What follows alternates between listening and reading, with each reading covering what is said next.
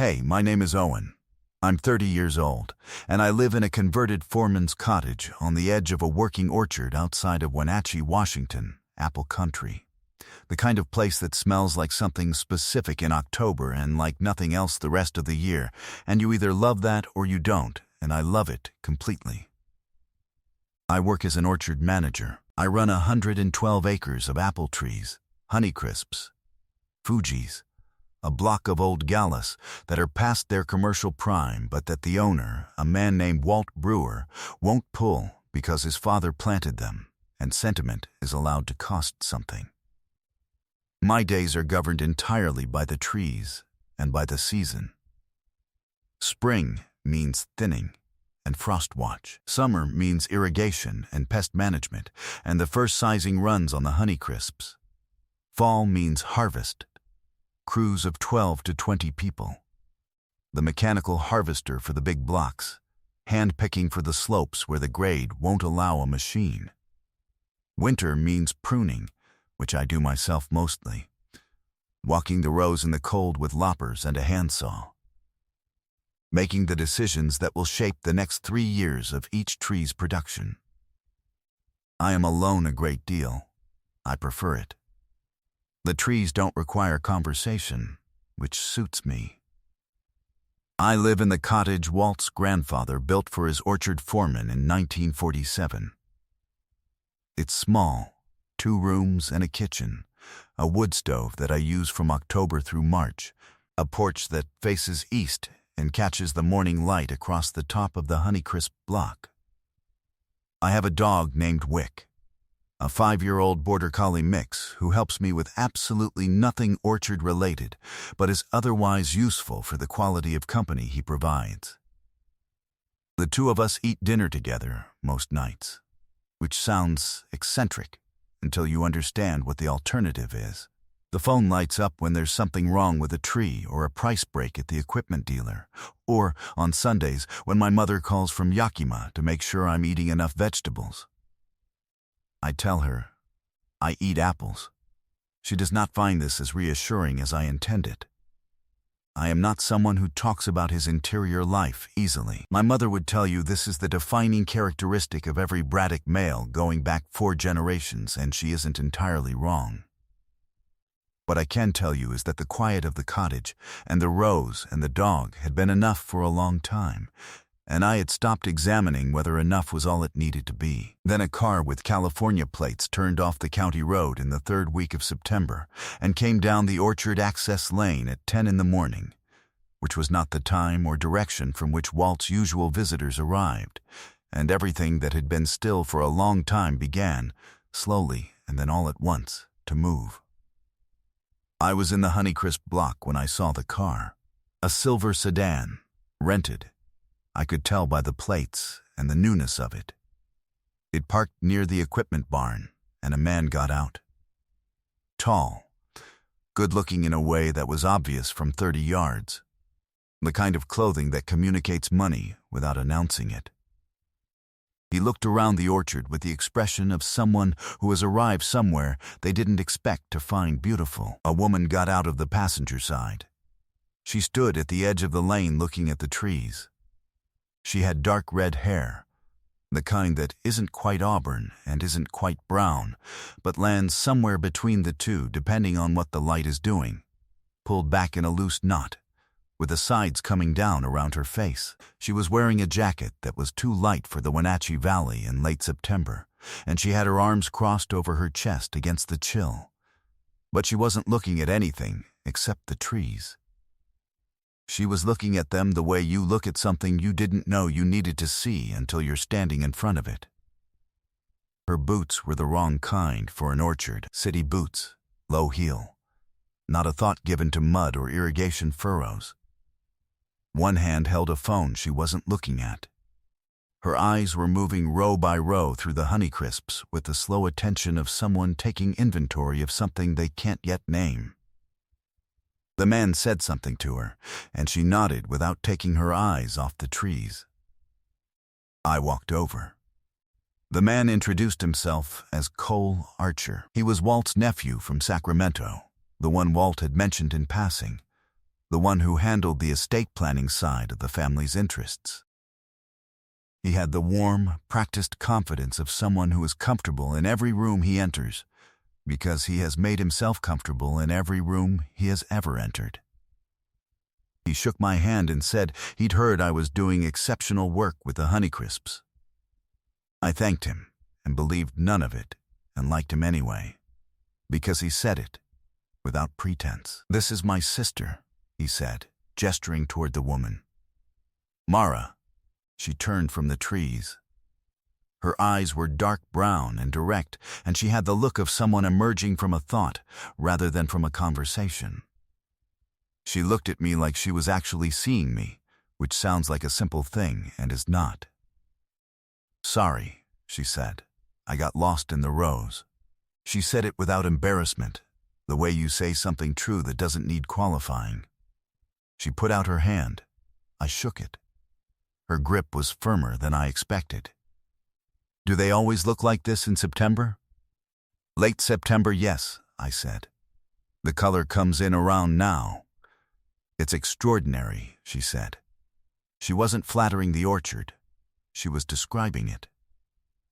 "There's a difference." Cole explained that he and Mara were visiting Walt for a few days, family business, plus a chance to see the operation at harvest. Walt had invited them to watch the picking crew work. Could I accommodate that? I said yes.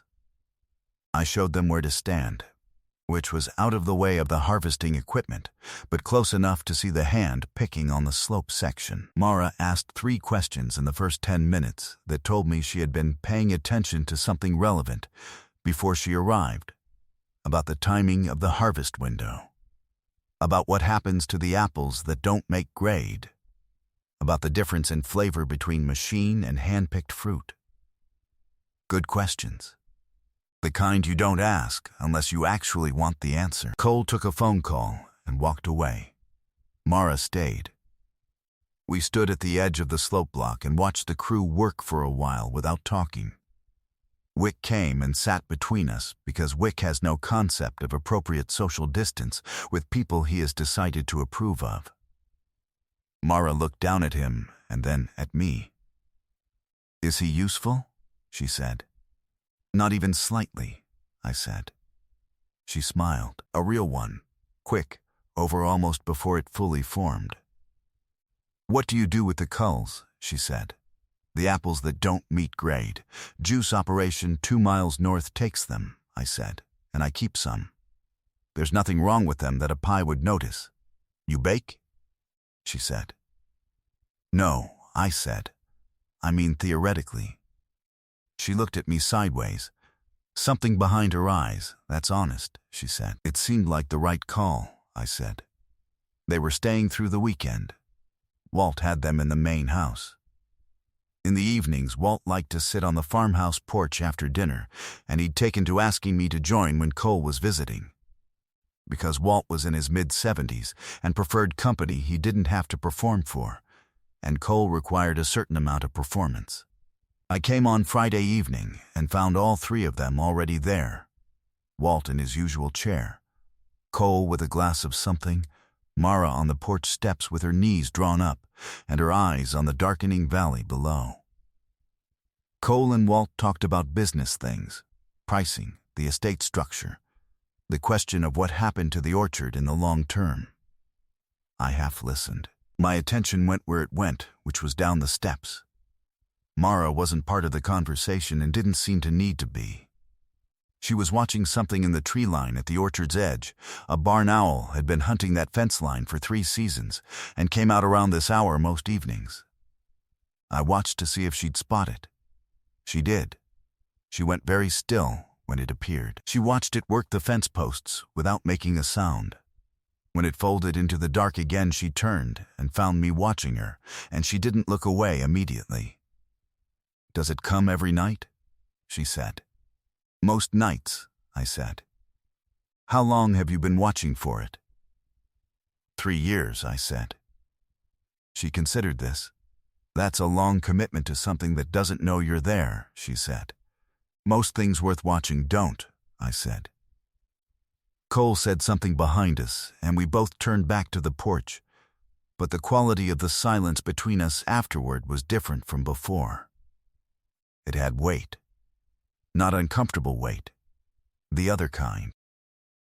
The kind that means something has been set down between two people, and neither of them is quite ready to pick it up. Saturday, Mara came to the orchard without Cole. She appeared in the Fuji block around 9, in the same wrong boots and a heavier jacket this time, with 2 paper cups of coffee from Walt's kitchen. She handed one to me without being asked. I accepted it without making a thing of it, which seemed to be the right approach. She spent the morning in the orchard, not hovering. She was competent with her own company, and she found things to be interested in without requiring direction. She watched the crew sort the harvest bins by grade with focused attention, and then came and found me and said, "The sorting is faster than I expected." I explained the criteria: color, size, surface finish, the things that separate a retail apple from a juice apple, and she listened with the same quality of attention she'd given the owl. Not performing interest. Actually interested. She was a landscape architect. She worked for a firm in San Francisco that did urban green space, parks, streetscapes, the kind of planting that makes a city feel less like a city. She was good at it, she told me, and found it increasingly unsatisfying, which she said without self-pity and without needing me to solve it. "I design things that look like nature," she said. "I'd rather design with it." She looked at the rows of trees. "This is designed," she said. "You made decisions about every tree in this block, but it doesn't feel designed. It feels like it grew this way because it wanted to." "That's the goal," I said. "You're working with what the tree wants to do. You're just shaping it." She looked at me steadily. "That's what I want to do," she said. "I just haven't found the right scale yet." At noon, Cole called her. I was close enough to hear the shape of it, his voice, her shorter answers. A pause that lasted longer than the words around it. When she hung up, she looked at the Fuji trees for a moment before she turned back to me. "He wants to drive into town for lunch," she said. "You should go," I said. "I know," she said. She didn't move immediately. "Thank you for this morning. I know you're working. You weren't in the way," I said. "That's a specific kind of compliment," she said. "I meant it as one," I said. She looked at me for a moment. Then she went. I watched her walk back up the lane toward the farmhouse, and I stood there with my coffee cup, and Wick sat down on my foot, which he does when he thinks I need reminding he's there, and I looked at the Fuji trees and told myself the weekend was ending and she was going back to San Francisco on Sunday evening, and that was the beginning and end of it. I was not convincing, even to myself. They left Sunday as planned. Walt walked them to the car. I was pruning the near block, and I told myself I was not watching from between the rows, and then I watched from between the rows as the silver rental went back up the access lane and turned onto the county road.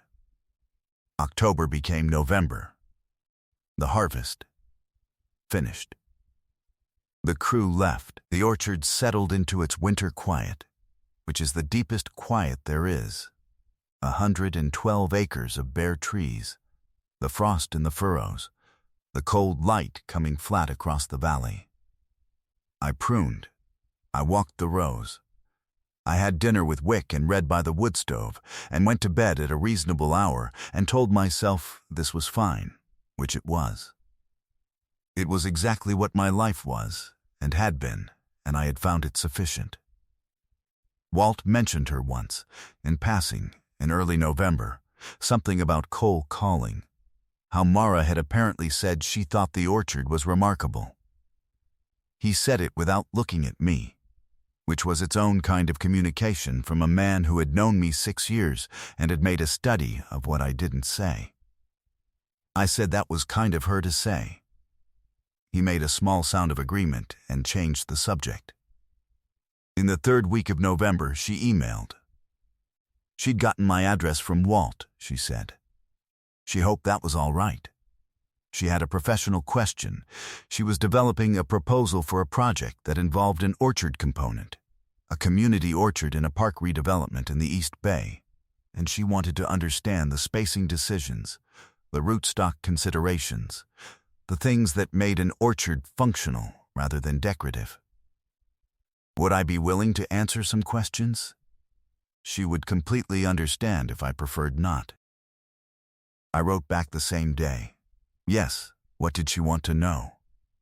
The professional question took 4 emails to answer fully, and by the 4th one, we had stopped being entirely professional without either of us naming the transition. She told me about the project in detail I hadn't asked for, but wanted. I told her about the gala block, about Walt's father planting them, about what sentiment costs and what it returns. She said she understood that exactly, which I believed. We wrote back and forth through December. Long emails, the kind that required time and attention. She was direct in writing the same way she was in person. She said what she meant. Asked what she wanted to know. Didn't fill space. I found myself at the kitchen table most evenings with my laptop instead of my book, which Wick found confusing but adapted to. Just before Christmas she called instead of emailing. She said it was easier for the question she had. The question was whether I thought the community orchard project was viable, given what she described of the site conditions. We talked about it for 45 minutes. The question was answered in the first 10. We talked for the other 35 anyway, about other things, and neither of us mentioned that. On New Year's Eve she called again. It was past midnight her time. She said she was at a party and had stepped outside and it was too loud in there, and she'd thought of something she wanted to ask me. The thing she'd thought of was not urgent. We both understood that. We talked until nearly 2 her time, and when she finally said she should go back inside, there was a pause before she hung up in which several things were not said, and I understood all of them. She came back in February.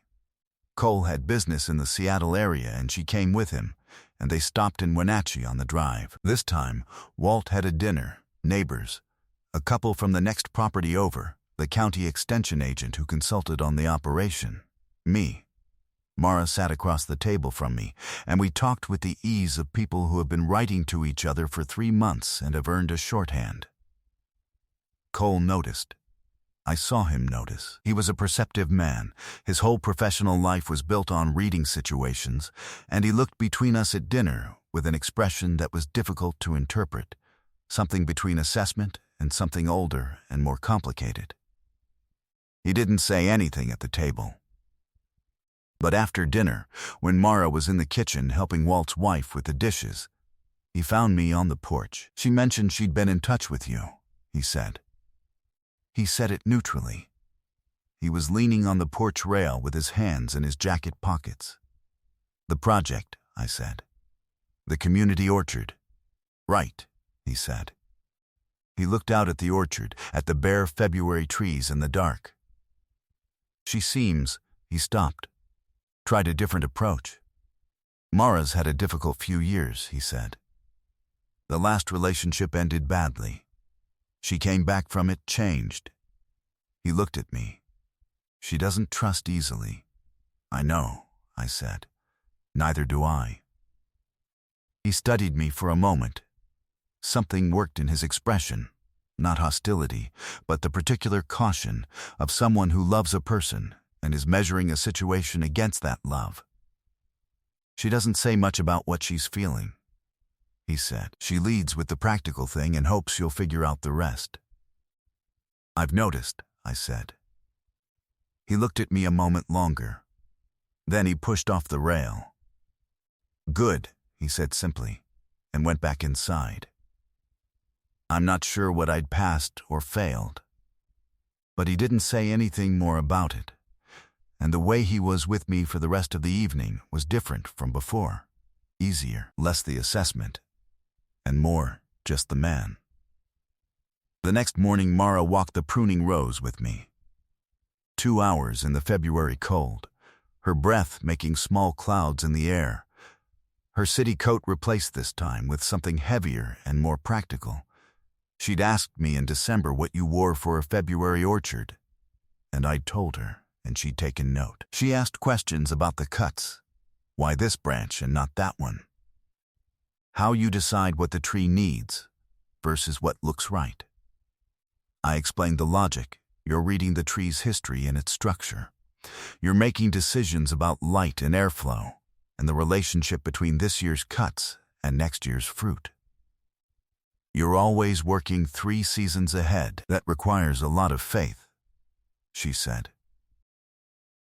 In the tree, I said. And in yourself. She was quiet for a moment. I'm not good at the second one, she said. You're better than you think, I said. I said it before I decided to, and she looked at me with the directness she always had.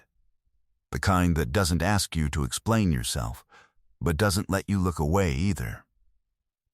I held it. She was the first to look back at the tree she was studying, but it was close. They left that afternoon.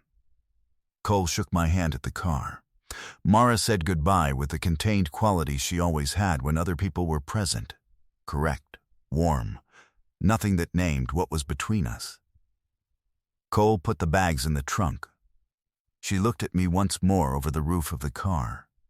A look that was 3 months of emails distilled into 2 seconds, and then got in. I went back to the rows. In March, she called to tell me the community orchard project had been approved. She sounded like a person who had won something they'd worked hard for and were still slightly disbelieving. I told her that was exactly right, that the project was exactly right, and she was quiet for a moment after that, in the way she was quiet when something had landed, rather than glanced off. I want to come back, she said, for the blossom. Cole says it's extraordinary. A pause. Is it? Yes, I said. Is that an invitation? She said. I had been thinking about how to say the next thing for 3 months, about how to say it in a way that was honest without being more than she was ready for, that named what I thought was true without assuming I was right about what was true. I had run versions of it in my head while walking the rows, alone, in the particular silence of an orchard that doesn't require conversation. Yes, I said.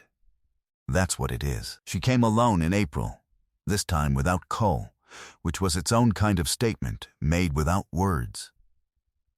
She stayed at a guest house in town. She had booked it herself, which I noticed without commenting on.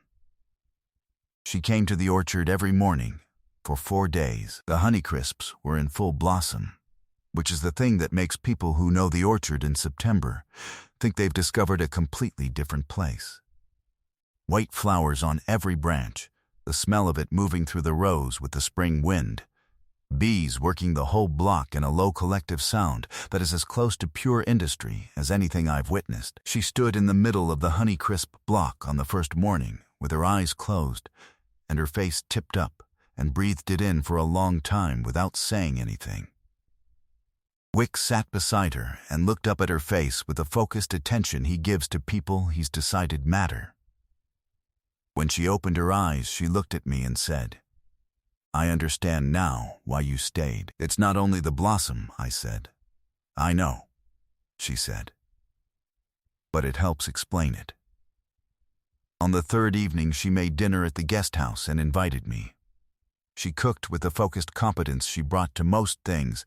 She had figured out what was available at the market in town, and made something that required actual skill, and we ate at a small table by the window while the April light went out of the sky over the valley and the first stars came up over the ridge. We talked for a long time after the dishes were cleared. About the community orchard, which broke ground in June. About the Gallus, which Walt had finally agreed to let me replant half the block with, a compromise I'd spent 2 years working toward. About her life in San Francisco. what she wanted it to look like, what it actually looked like, and the distance between those two things. About the last relationship, which she described briefly and without drama, a man who had needed her to be a simpler version of herself and had loved her most when she complied, and she had complied for longer than she should have because she had mistaken his certainty about her for actually knowing her. He knew a version, she said. The one that didn't push back. You push back, I said. You noticed, she said. On the second day, I said, in the sorting block. You told me the grade criteria were arbitrary for the ones that were right on the line. They are, she said. They are, I agreed. I liked that you said so. She looked at me. We had been doing this all evening, the conversation landing somewhere, and then sitting with it before the next thing. It was the most comfortable I had been in a room with another person in years that I could count. I told Cole I was coming alone this time, she said. He asked why. I told him I wanted to see the blossom properly. He said he understood. She paused. He understood more than I said. He's sharp, I said. He's my brother, she said. He's been watching me for 34 years. He knows when something matters. I looked at her across the table. Does it? I said. Matter, she didn't answer immediately. She looked at her hands on the table, then at the window, then back at me. The directness that was always in her eyes had something else underneath it tonight. Not fear exactly, but the thing that sits just behind the decision to trust someone. The moment before you step off a branch and trust the air. Yes, she said. Considerably, the window was dark now. The valley below was a soft black interrupted by the lights of the farms along the river. I said what I'd been building toward since September, plainly and without decoration, because that was the only way I knew how to say it, and because she was a person who deserved the unadorned thing. I've been in love with you since the Fuji block, I said, since you told me the sorting criteria were arbitrary. I didn't say anything because you were leaving, and because I didn't know if I was reading it right, and because I've been wrong before about the distance between what I hope and what's actually there. I looked at her. I don't think I'm wrong this time. She was very still. You're not wrong, she said. It came out quiet, just above a statement, like something she'd been holding for a while and had finally put down. I've been in love with you since the owl, since you said you'd been watching for it for 3 years. She looked at me steadily. That's the kind of thing that tells you everything about a person. We stayed at the table for a long time after that. It wasn't a dramatic evening. Nothing about it was performed. She reached across the table and put her hand over mine, and I turned my hand over and held it. And we sat there while the valley went fully dark outside the window. And that was the right thing. Now I need to tell you the part that requires explaining. Because the title of this story is not what it sounds like on its surface. Or rather, it is exactly what it sounds like, but the circumstances matter. In June, Mara came back to Wenatchee for 2 weeks. The community orchard project was in early construction, and she was managing it remotely. And she needed a base, and the guest house in town was available, and she came. We spent evenings together. We walked the rows in the early mornings. She had dinner at the cottage twice and met Wick properly, which he received with a gravity appropriate to the occasion. Things were quiet and good and unhurried in the way that things can be when both people have stopped pretending they have more time than they do. On her second weekend, Walt had a gathering. He did this occasionally, a barbecue for the neighboring farming families, the extension service people, the equipment dealers he'd worked with for decades, a handful of Wenatchee friends. This year, Cole flew up from Sacramento.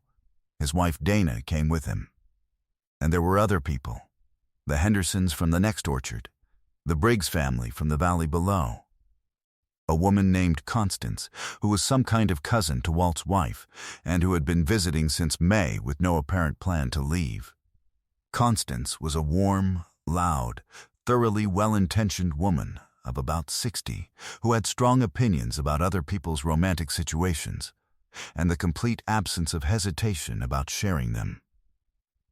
She had been at the February dinner. She told everyone who would listen, watching the orchard develop in multiple senses for some time. The problem was Cole. Cole and Dana had been going through something. They were careful about it, but anyone paying attention could see the thinness of it, the way they occupied the same space with a deliberateness that meant they were managing rather than being. Mara knew. She'd known since before she arrived and had said almost nothing to me about it because it wasn't hers to share. But she was watching Cole across Walt's yard with the attention of a sister who knows the shape of a person's pain and can't fix it. Constance, who had been at the lemonade and was in full conversational flight, asked Mara directly, in the middle of Walt's patio with several people nearby, how long she and Owen had been an item. She said an item the way people say things that are already settled in their mind. Mara's eyes went immediately to Cole. I saw it. Cole was 20 feet away talking to Henderson, and Dana was just inside the screen door, and I saw Mara calculate all of it in less than a second. The attention it would draw, the conversation it would require. Cole already carrying something heavy.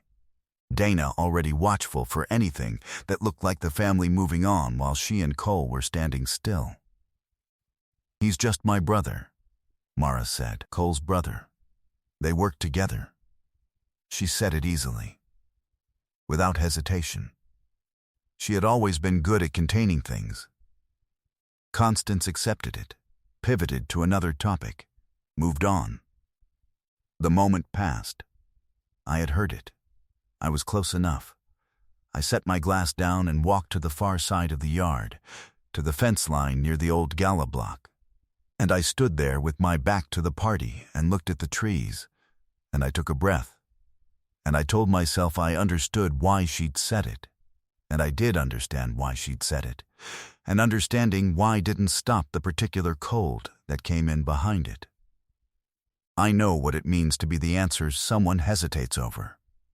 I know the weight of that pause. And I had told her in April that I'd been wrong before about the distance between what I hoped and what was actually there. And standing at that fence, I felt the ground shift slightly under that statement. I stayed at the fence for a few minutes. Then I went back to the party because it was Walt's party, and Walt had given me the cottage and the rose and 6 years of something that resembled belonging, and I wasn't going to make it about me. She found me an hour later.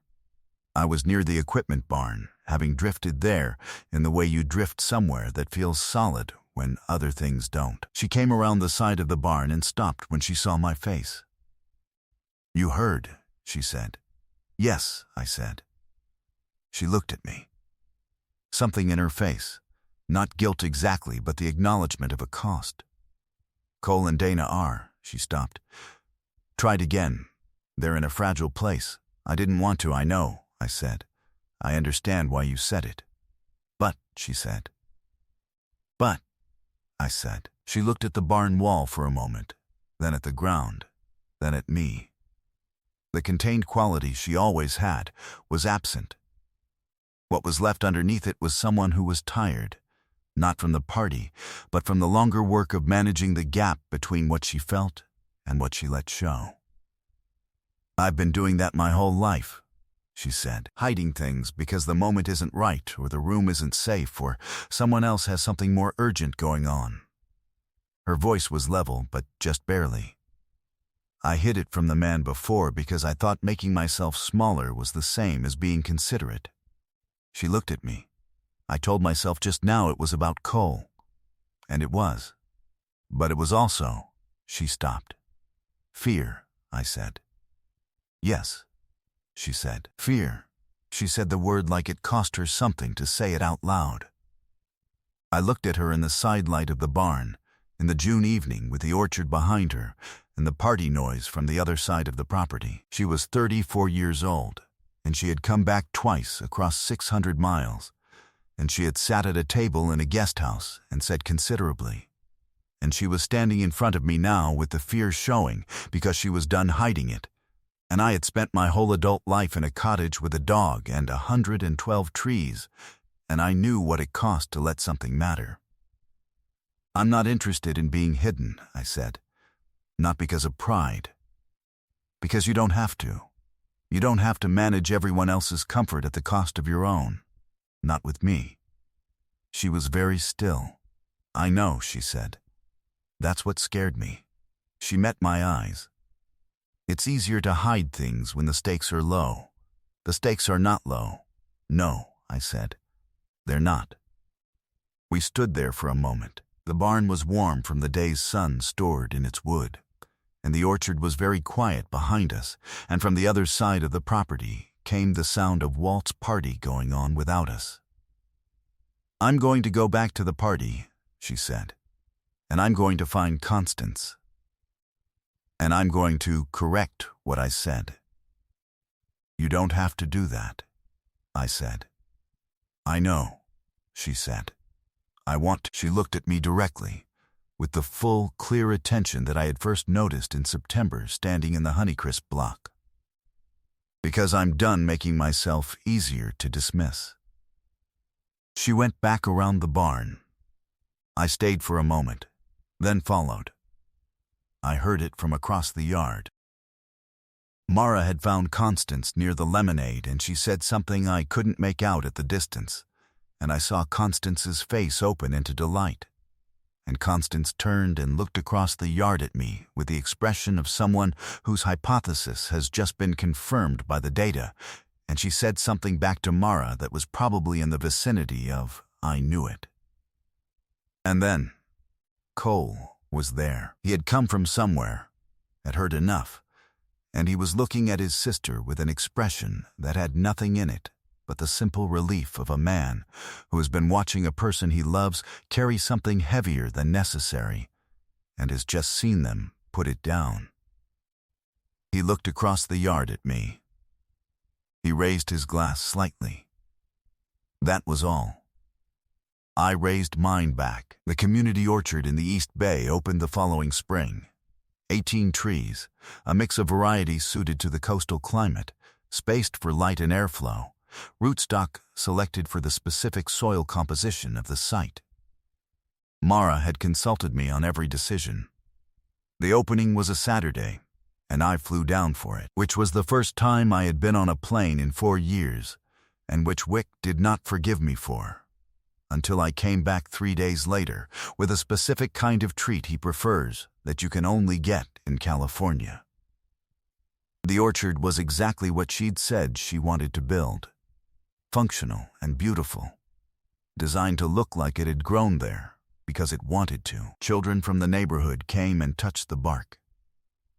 An old man who had grown up with a fruit tree in his grandmother's yard in another country stood under the biggest apple for a long time without moving. Mara stood at the edge of it all and watched with the expression of someone who has closed the gap between what they intended and what they built and found them to be the same thing. I stood beside her. She reached over and took my hand without looking at me, the way you do something that is simply true and doesn't require ceremony. That fall she came back to Wenatchee for the harvest. She knew the crew by name by the end of the first day.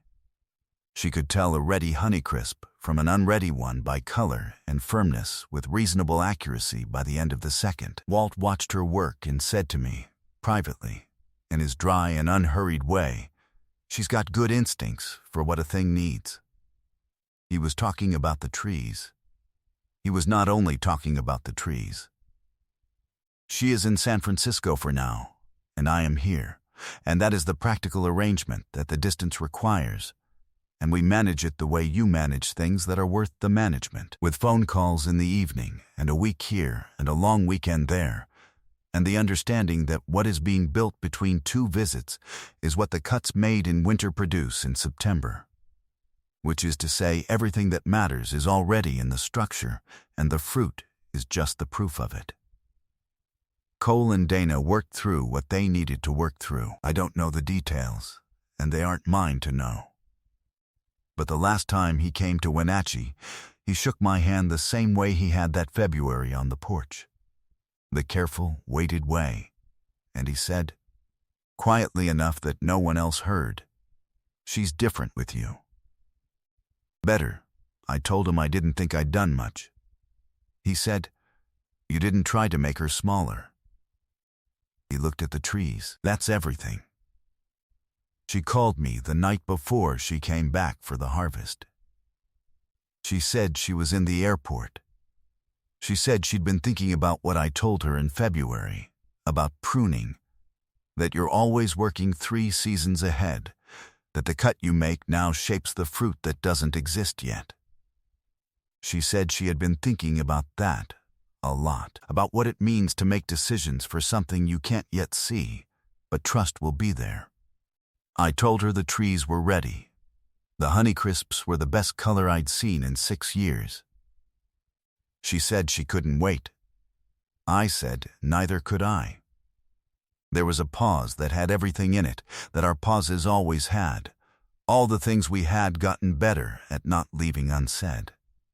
Then she said, "I love you," which she had started saying in April, and which I had not yet stopped finding extraordinary in the way that a thing you have been careful not to want, once it arrives, carries the full weight of all the years it was absent. "I love you," I said. She flew in the next morning. I picked her up in the farm truck, which she had once called honest, and which I had taken as the highest compliment available. We drove back through the valley in the October light, the orchards on either side of the road heavy in particular with color, and she had the window down despite the cold, and she was looking at the trees the way she had looked at them in September 2 years before, with the slow attention of someone taking inventory of something they can't yet name, except that now she could name it, and so could I. And the naming turned out to be the easiest thing in the world. I think about what she said in February, in the Fuji block, that the orchard didn't feel designed.